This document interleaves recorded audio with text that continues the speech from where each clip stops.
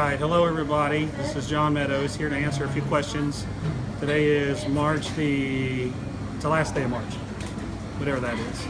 We just finished with a leg workout, and I promised I would answer some questions. So I'm going to pick 3 questions today that you posted on Facebook. The first one comes from Deemsy Arias, and he asked about pairing carbs and fat together in a meal, and you always have to keep them separate. My personal opinion is that when you're trying to gain muscle or lose fat, the most important thing really is net energy balance. It's how many calories you're taking in. So I'm not real concerned about having some carbs and fat in a meal, but it doesn't make sense to have a lot of carbs and a lot of fat in a meal. Around training, you might want to lean a little bit more towards carbs and less towards fat. But if you want to put a little bit of peanut butter in your oatmeal, I personally don't see that as being a big problem, as long as your calories are where they need to be. So I wouldn't focus on being fearful of, oh, I've got some fat in my blood and I've got a little insulin release because I ate some carbs, so it's all magically we're going to go into fat. That's not how the body works. Be more concerned about your calories, and of course get your protein in. Another really good question. Thanks everyone for the questions. Another good one came from Cooper Brown. So he says, how do you stay mobile? Do you do any type of mobility work? I tell you what we do. We do a lot of deep tissue work, a lot. Like I actually get it done twice a week, and my joints feel better than they've ever felt. They feel really good. We were training legs today, and I was doing leg presses, and I could actually come down so deep it was actually bottoming out the machine.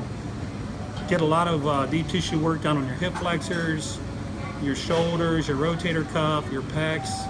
You'll see that you feel much better. Your flexibility gets a lot better.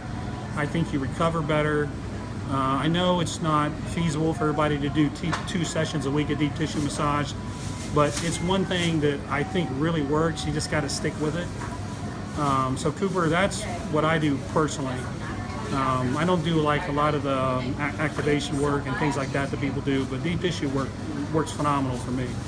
And really, ART, MAT, that stuff is all good as long as you're working with someone who's good and knows your body.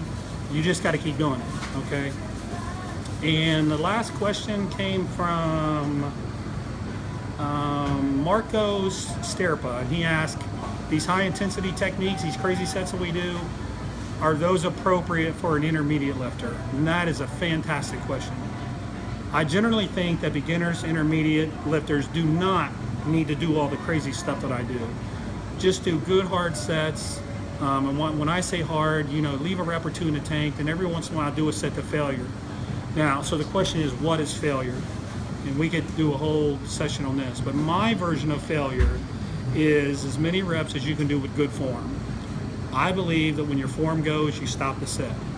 Your risk versus reward, once you go beyond that, starts to get a lot more heavy on the risk side. Injuries, you start damaging soft tissue.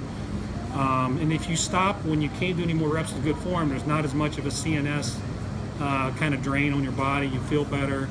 So Marco, my answer is you don't need a lot of that high intensity stuff, but you do need good hard sets to failure.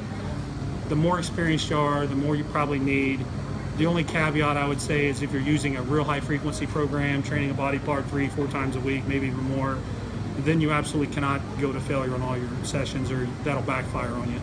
But so there's 3 questions. I'm going to do this more often, so thanks everyone. We'll talk to you later.